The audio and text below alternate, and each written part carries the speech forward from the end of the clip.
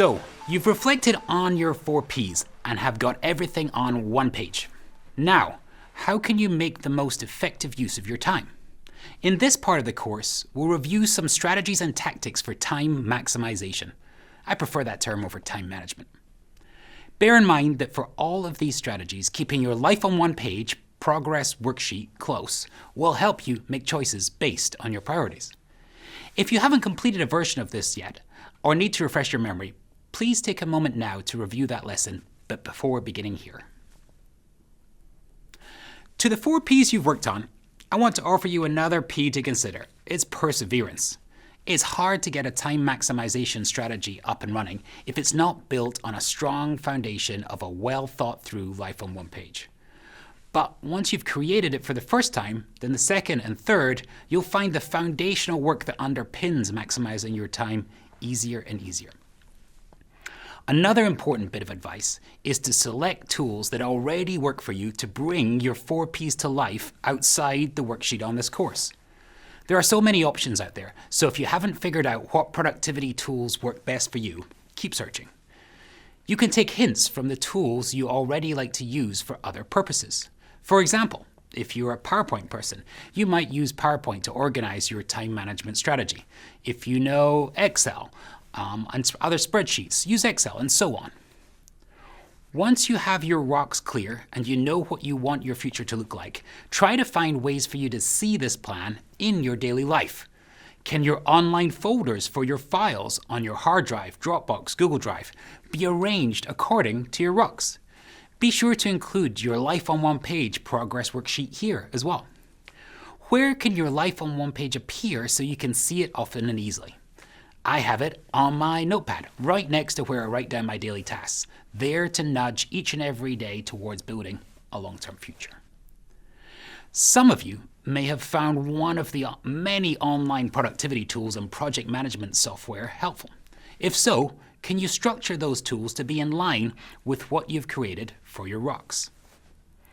As a reflection, what software and systems will you use to manifest your life on one page in your daily life?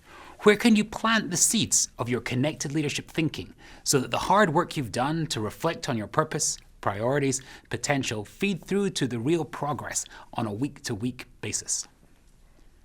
We're going to be looking tactically how you use your calendar to drive your highest and best use of time, but it's also worth considering and managing your energy to match the tasks at hand too.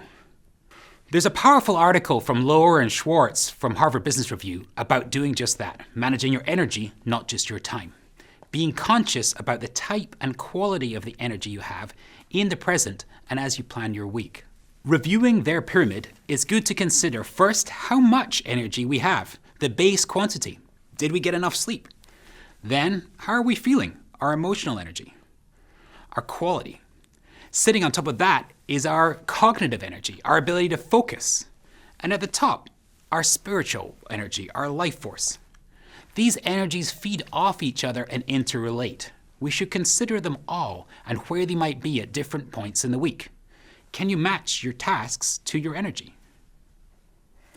You might manage your calendar so you're not utilizing all of your energy in one area of work or life during the day to the detriment of your other priorities.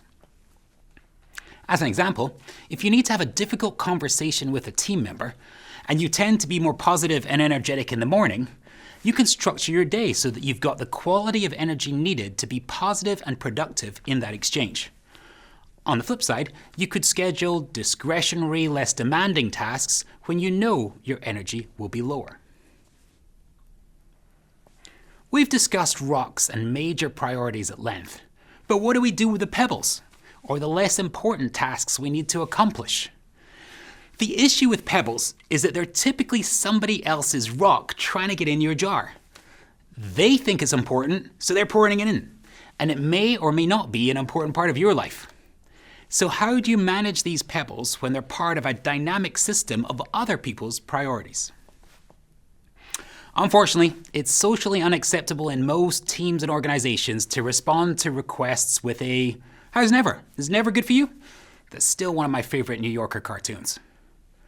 But more seriously, we want to avoid getting caught on the other end of "in a few weeks." in a few weeks is a mythical place where someone is able to deal with lesser priority items.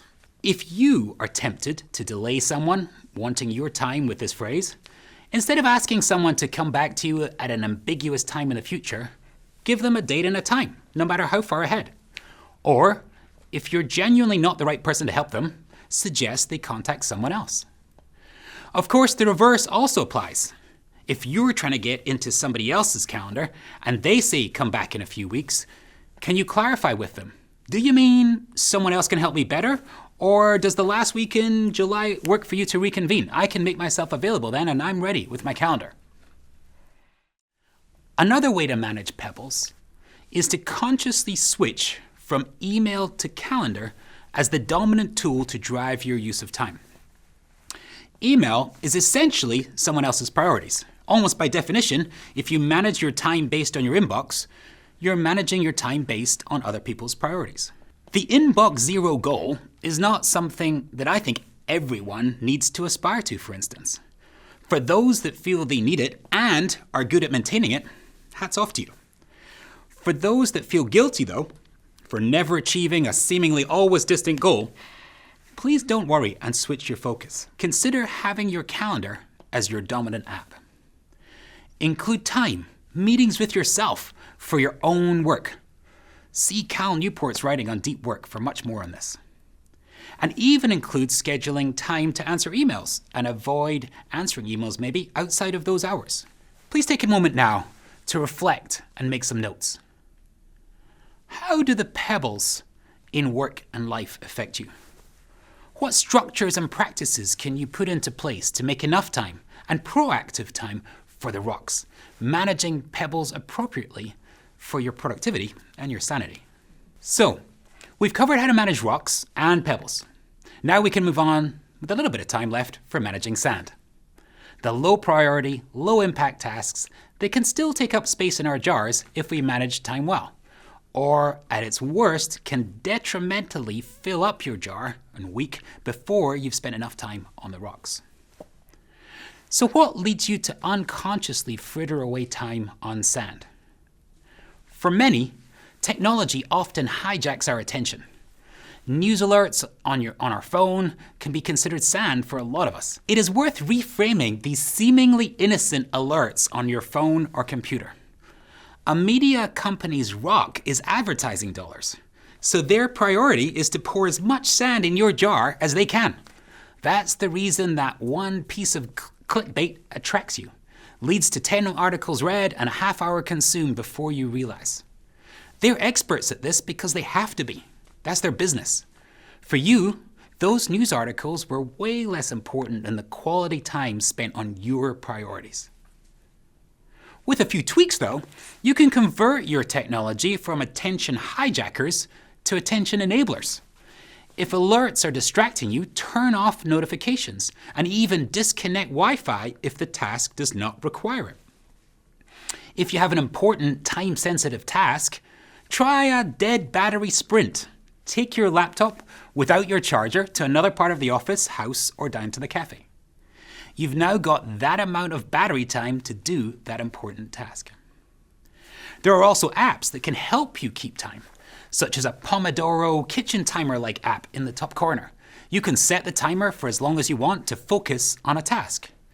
Imagine the double effect if the top right corner of your screen stops notifying you of distractions and now actively keeps you on task. Think about your screens as well and how you might configure them to work for you and your priorities, not against you. Are the apps on the front page of your phone helping move your rocks forward, or are they more like sand in your jar? Are apps that create the sand a few scrolls away?